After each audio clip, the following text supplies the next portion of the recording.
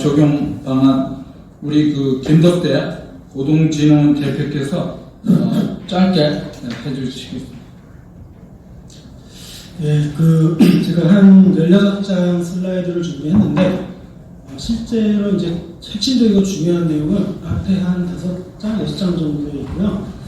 그리고 이 내용이 사실은 굉장히 중요합니다. 왜냐하면 우리 전문가들도 그렇고, 전 세계적으로도 그렇고, 인공지능과 블록체인에 정말 뛰어난 두뇌들이 다 뛰어들었는데, 그것이 정말 어떤 부분을 잘할 수 있고, 어떤 부분을 못하고 어떤 한계가 있는지, 그리고 이러한 기술들을 어떻게 활용해야 될지를 정확하게 모르고 있다는 것입니다. 정확하게 모르는 상태에서는 미래를 예측하기 어렵고, 그런 정책을 만들어도 제대로 만들기가 어렵다는 것이죠. 그래서 이제 요 앞에 5장 전편을 좀 이제 설명을 드릴 건데 조금 어렵습니다. 근데 가능하면 제가 좀 쉽게 이해할 수 있게 해드렸고요. 그래서 이 부분에 대한 이제 앞으로도 이제 필요하면 제가 언제든 어느 자리에서든 토론에 나갈 수가 있습니다.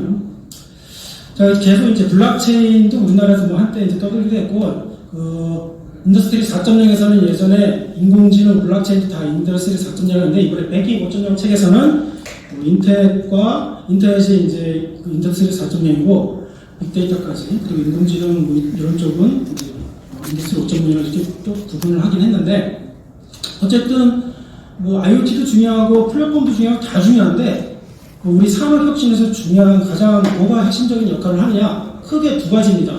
얼마나 많은 사람들에게 영향을 주는 기술인가, 파급 효과, 그리고 그것이 얼마나 난이도가 있는 거예요. 뭐 너무 누구나 쉽게 이용할 수 있으면 더 이상 그 기술은 돈을 벌 수는 없는 겁니다. 그래서 결국은 돈을 벌기 위해서 우리가 많은 사람들한테 쓰이는 범용적인 기술을 그리고 난이도 있는 기술을 개발을 해야지 혁신을 하고 리더 국가, 리더 기업이 될 수가 있죠.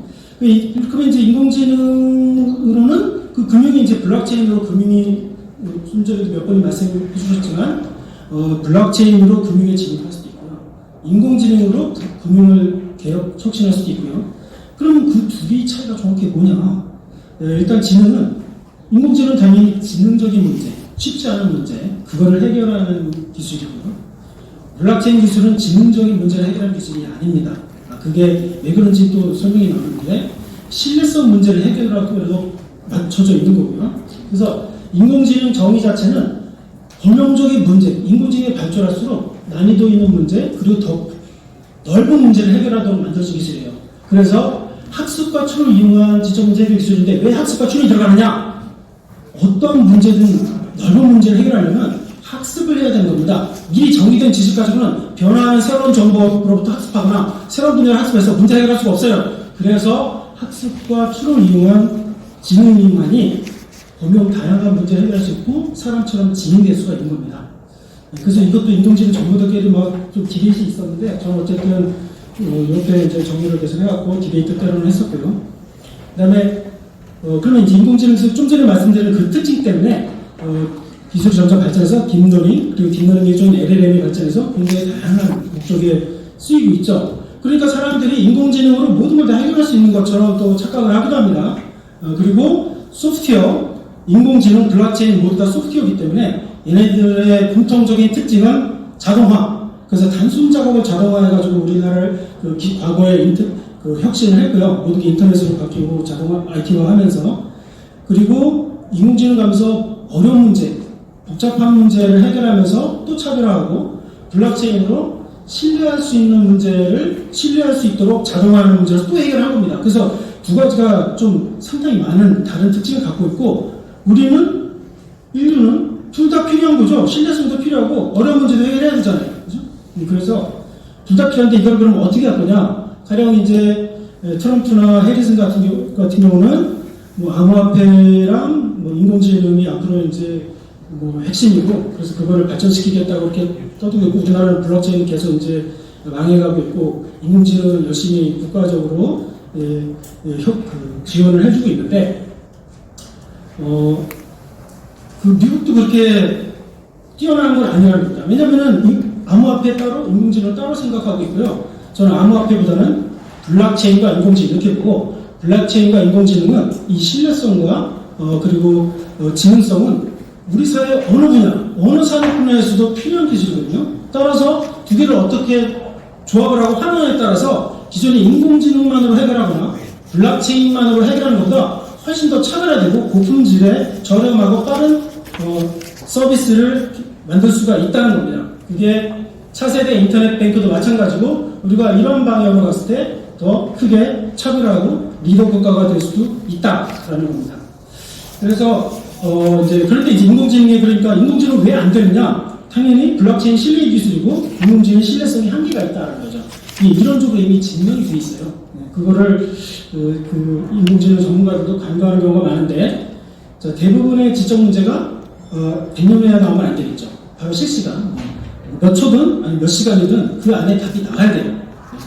그런데 저는 정상과학도 했었고 컴퓨터 사이언스를 해서 좀 많이 했습니다. 지금 컴퓨터 공학이라고 그러지만 그 계산 이론에 의하면 그러면은 뭐 NP 컴플리트한 뭐 여러 복잡한 얘기가 나오는데 어쨌든 상당히 우리가 다루는 대부분의 일상적인 문제들이 아주 단순한 거 빼보면 non-linear mechanics 그러니까 지수적으로 시간이 증가하기 때문에 조금만 문제가 커져도 그게 시간이 언제 갈지 알 수가 없어요. 그래서 컴퓨터가 아무리 병렬 처리되고 빨라도 답이 안 나온다는 겁니다. 즉 어떤 최적의 답을 내놔라. 그러면은 가령 넥스 프로블럼이나 트리블 서비스 퍼슨 같은 아주 단순한 문제도 지수적인 시간이 걸리는 문제라서 인공지능 써도 항상 최적의 답을 항상 맞도록 답을 낼 수가 없습니다. 그 말은 인공지능이 항상 답을 잘 내는데 그 이유는 틀릴 때가 있다는 거고 반드시 있어야 돼요. 그래야지 말이 되거든요. 그래서 근본적으로 인공지능은 신뢰성을 100% 가져갈 수 없는 기술이다. 한계가 있다는 거예요.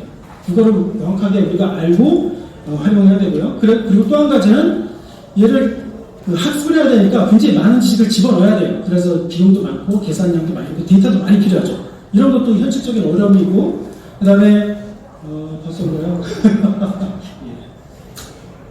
그 다음에 처리가 엄청나게 이제 오래 걸릴 수가 있어요. 왜냐하면 학습을 해야 되니까 뭔가 새로운 데이터가 수집이 됐으면 그거 가지고 또 학습해야 되니까 처리가 오래 걸릴 수 있죠. 블록체인은 정반대입니다. 그래서 그 신뢰성이 굉장히 높은데 이유는 데이터랑 데이터 비트코인 기술은 사실 데이터만 저장되는 별로 의미가 없어요. 소프트웨어 쪽에서 보면 데이터와 그다음에 데이터와 프로그램 혹은 알고리즘과 데이터 스트럭처 이 두 가지 하나 같이 가야 되는 거죠. 그래서 데이터 및 스마트 컨트랙트 블록체인의 신뢰성 있는 프로그램은 스마트 컨트랙트입니다. 그래서 데이터와 스마트 컨트랙트가 둘 다 신뢰성 있게 저장되고 그 다음에 수십 개에서 수만 개가 똑같은 프로그램, 똑같은 데이터가 실시간으로 다중화돼서 저장되기 때문에 어떤 문제가 생겨도 카카오처럼 이렇게 뻗거나 그러지 않습니다. 그래서 굉장히 높은 신뢰성을 제공하고 그 다음에 그 풀을 맞는 사람도 전산 시스템 조작할 수가 있는데 얘는 불변성, 풀을 맞는 사람도 조작을 못해요. 그래서 불변성이 있고 투명하기 때문에 우리 인류에게 엄청나게 높은 신뢰성을 제공해주는 기술이라는 거죠. 그래서 이 블록체인 기술의 신뢰성을 어떠한 소프트웨어 기술도 현재로서 따라갈 수 없다라고 보고요. 그런데 이제 문제는 그래서 이제 이게 장점이고 그다음에 그래서 인공지능 복잡한 업무를 작업하는데 이 블록체인 기술은 신뢰성 있는 업무를 작업하는 데 유용하고 그 한계는 계산량이나 이런 게 실시간으로 얘는 처리돼요. 왜냐하면 의미 있는 시간에 나와야 되고 대부분의 경우는 빨리빨리 처리가 돼야 되기 때문에 얘는 그러니까 상대적으로 빠른 몇 초나 몇 분 안에 그 데이터를 처리하게 되고 그보다 길게 걸리게 되면 블록체인으로 처리할 수가 없습니다. 그래서 외부에서 처리를 한 다음에 오라클 사이에서 집어넣다든가 이런 식으로 해야 되고 그 다음에 이 블록체인의 목적은 탈중앙성 때문에 신뢰성이 있지만 탈중앙성 때 문제가 생겼을 때 책임을 질 사람이 없다는 것이고 그래서 그게 또 문제가 되고 또 한 가지는 순수하게 모두 블록체인의 온체인 데이터와 블록체인의 스마트 컨트랙터만 처리할 수가 없다는 겁니다. 왜냐하면 실제 가치 있는 것들은 이 세상에 존재하고 있고 그것을 오프체인 데이터라고 하고 있고 그 오프체인 데이터가 온체인 데이터에 들어와야지 스마트 컨트롤을 실수 있게 처리할 수가 있는데 그러한 그러니까 블록체인과 블록체인이 연결되는 접점, 브릿지라고 하죠. 그 다음에 온체인 데이터, 오프체인 데이터, 가령 등기부 등본이라든가 현실적인 데이터라든가 기존에 있는 컴퓨터상으로는 은행에 있는 정보라든가 그런 것들이 블록체인과 연결될 때는 그게 탈중앙화되지 않는, 신뢰할 수 없는 부분인 거고 거기서 사고가 생기기 때문에 그건 블록체인이 보장할 수 없는 거예요. 그래서 우리가 순수하게 탈중앙화만 문제를 해결했다. 이거는 굉장히 이 시장을 축소하게 되는 겁니다. 그래서 그 부분을 어떻게 할 거냐. 탈중앙 허점이 존재하면 사람이 책임을 져야 되고 기업이 책임을 져야 되거든요. 저는 그거를 차세대 인터넷 뱅크가 책임을 지고 나머지 블록체인 사업들은 그런 거 신경 안 쓰고 온체인 데이터에 집중을 해서 오히려 가상자산 산업과 그 다음에 인터넷 뱅크 둘 다 협력이 되면서도 동동 발전할 수 있다고 보는 거거든요. 그래서 뭐 인공지능과 블록체인 기술은 일단 고도의 인공지능이 필요하면 당연히 인공지능 기술이 쓰고 같은 인터넷 뱅크라고 할지라도 그 안에서 때를 실을 수 있게끔 뭐 암호화폐를 포함하든 아니든 블록체인 기술을 쓰는 거고 그 다음에 금융이기 때문에 당연히 블록체인 기술을 많이 자산도 블록체인을 많이 써야겠죠. 그러니까 암호자산을 많이 써야지 더 효과적이겠죠. 그리고 블록체인 데이터를 인공지능이 처리할 수도 있고 인공지능이 블록체인 인공지능이 지능적인 데이터 처리 못한다고 그랬잖아요. 그런 거를 인공지능이 처리해서 블록체인을 온체인화 할 수도 있고 그리고 인공지능과 블록체인이 서로 프로인인데 통신할 수도 있고 그렇습니다.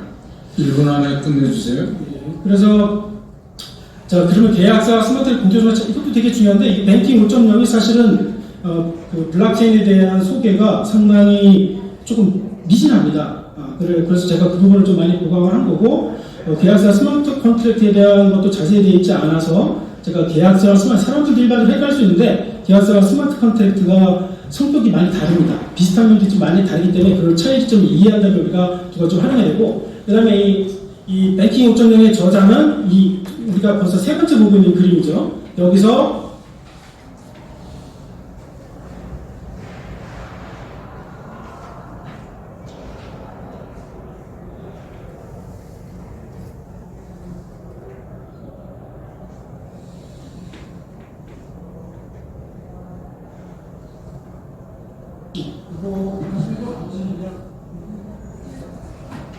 자, 이 사람은 이제 여기서 블록체인은 CBDC랑 스마트 컨트랙트 두 개만 났어요. 그래서 스마트 컨트랙트는 이제 계약이 뱅크와 CBDC로 이 사람이 얘기했는데 자세한 내용도 없어요. 자, CBDC로 간 거는 사실은 아니라고. 왜 그러냐? 지금 도매 CBDC는 가능해요. 근데 소매로 CBDC 가면은 기술적인 문제점에서부터 여러 가지 문제점이 많거든요. 해결되지 않는 문제점이 많고 특히 블록체인상에서 CBDC를 수정하면은 적당히 쉽지가 않아요. 왜냐하면 블록체인마다 서로 접점이 생기면 항상 문제가 생긴다고 그러죠. 그래서 같은 블록체인, 같은 가상자산이라고 할지라도 두 개의 CBDC를 다른 브릿지로 연결하자. 브릿지가 문제가 됩니다. 신뢰할 수가 없게 되는 거거든요. 그래서 이제 이 문제를 어떻게 해결하느냐. CBDC가 실제 세상에서 소매용 CBDC 일반 학교 쓰이기는 부적절합니다. 아주 오랜 기간 동안. 앞으로는 스테이블 코인을 대신하고 인터넷 뱅크, 차세대 인터넷 뱅크가 그 사람들이 이제 그 접점을 관리해서 누가 책임져야 되니까. 그래서 은행이 돈을 받고 이자고, 거기에는 은행이 특정 블록체인의 스테이블코인을 발행해요. 블록체인마다 스테이블코인을 따로 발행해야 돼요. 그래서 그 스테이블코인을 가지고 그 블록체인 센터에 운영을 하는 거예요. 그래서 스테이블코인을 발행할 수 있게 해줄 때 굉장히 중요하고 새로운 기회가 되는 부분이 있습니다. 그 다음에 이걸 기반으로 이제 자산이 이렇게 되면 스테이블코인만 들어가니까 그게 아니죠. 이제는 자산들이 다 올라가고 있어요. 블록체인. 그게 시큐리티 토큰도 그렇고, 부동산이나 다른 어떤 부분이든가, 리얼월드 어셋, 현실 세계 자산을 토큰화해서, 그럼 현실 세계 자산을 어디서 보관할 거냐. 그러면 신탁이 필요한 거예요. 그래서 신탁할 수 있는 주체. 그게 이제, 인터넷, 뭔가 그런 지속하는 일을 암호화하는, 블록체인 하는 사람이 싫어하는 거, 잘 못하는 거. 그래서 인터넷 뱅크가 그런 걸 같이 해주면, 같이 협력해서 예, 30초 안에 끝내주시기 바랍니다.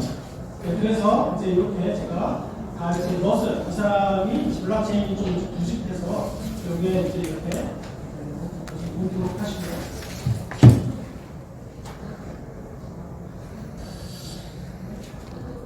그래서 뭐 이렇게 전반적으로 다 이제 예전보다 인공지능과 쓰거나 블록체인과 쓰거나 이렇게 하는 것보다 두 개를 효율적으로 쓰면 훨씬 더 좋아지고 차별성을 만들 수 있다. 그래서 이제 그렇게 하려면 이게 이제 대사협은 사실 전 세계 이거 80년 그중에서 이제 구글 인터넷에서까지 40년이고 이거 대사협은 하루에 여러 번씩 쓴다. 그리고 블록체인 처리용은 400만 티켓을 나와요. 40만 티켓에서 티프 10배 해가지고 400만 티켓을 나니까 고용 이걸 준비하려면 고용량의 신뢰성 있는 블록체인이 필요해요.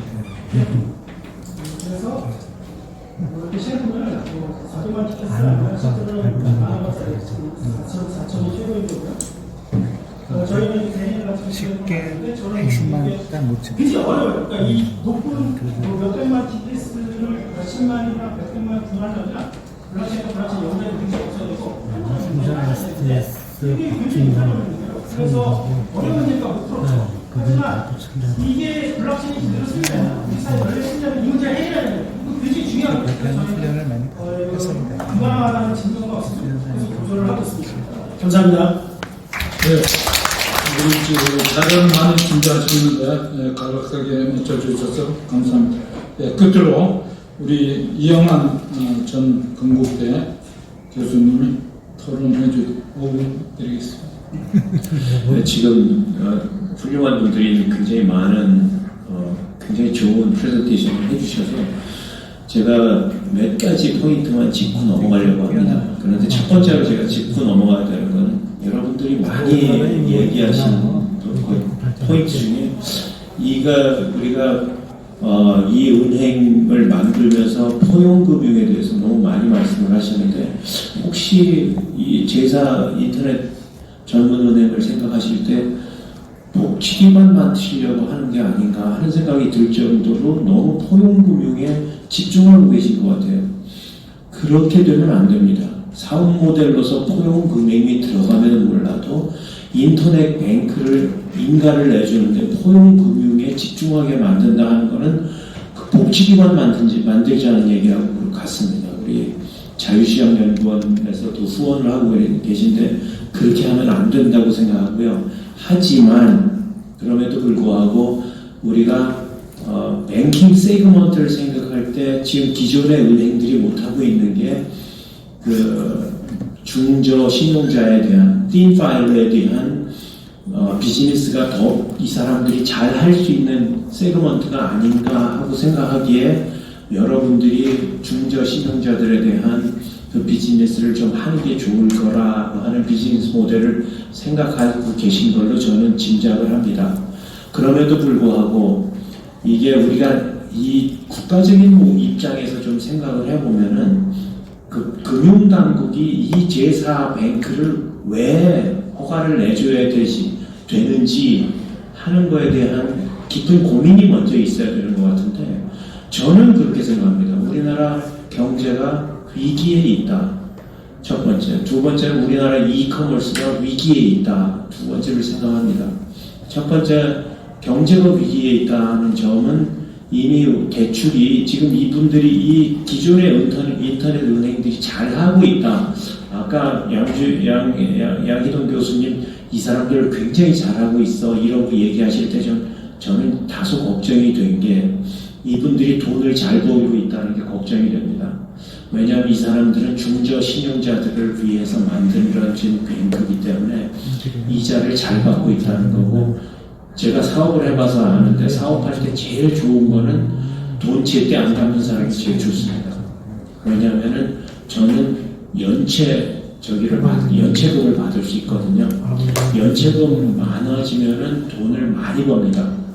이분들이 돈을 많이 버는 것에 대해서는 굉장히 자세히 들여다봐야 됩니다. 지금 연체율이 이 사람들이 기존의 은행들이 하고 있지 않은 연체율의 2%, 3% 이렇게 넘어가기 시작했습니다.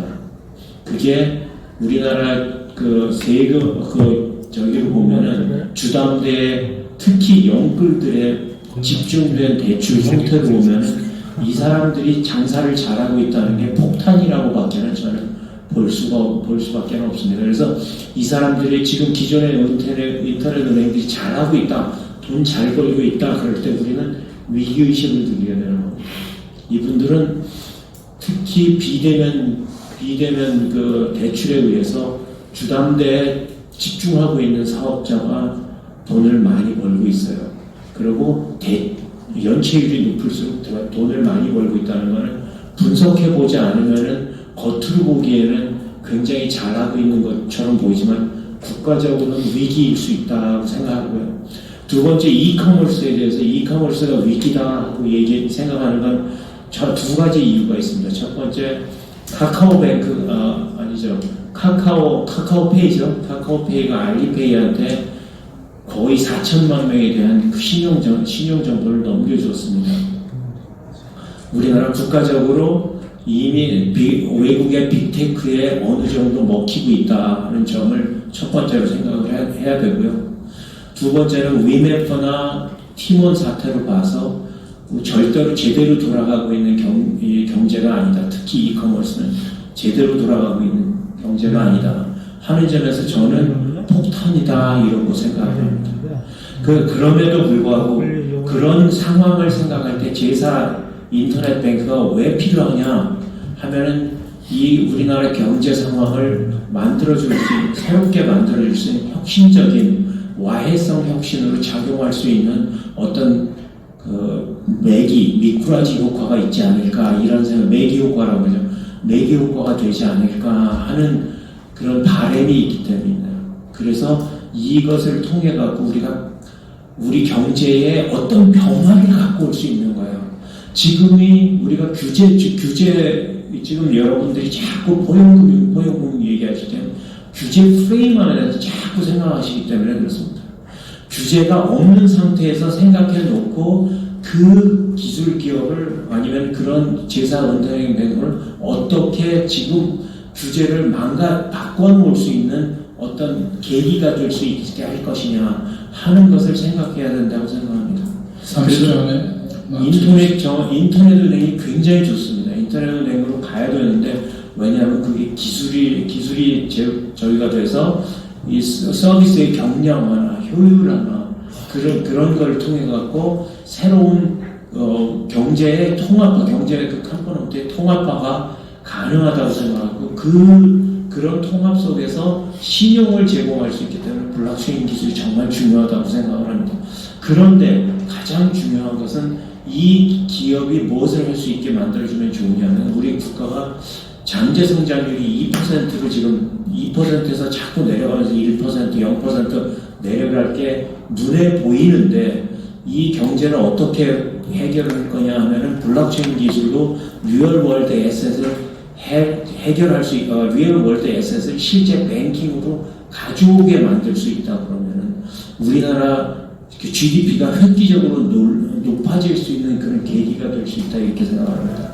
그래서 우리가 블록체인 기술, 인공지능 기술에 기반한 제4은행이 정말 중요한 시점이 됐다. 저는 그렇게 말씀을 드리고 결론을 맺겠습니다. 감사합니다. 네. 모두들 수고해 주셨고요. 저희들이 플로우의 토요일을 받기 전에 오늘도 자리를 빛내주신 서울대 명예교수님 이창표 교수님이 하셨는데 한번 말씀을 한번 들어보는 시간을 갖겠습니다. 예, 우리 이창표 교수님 말씀.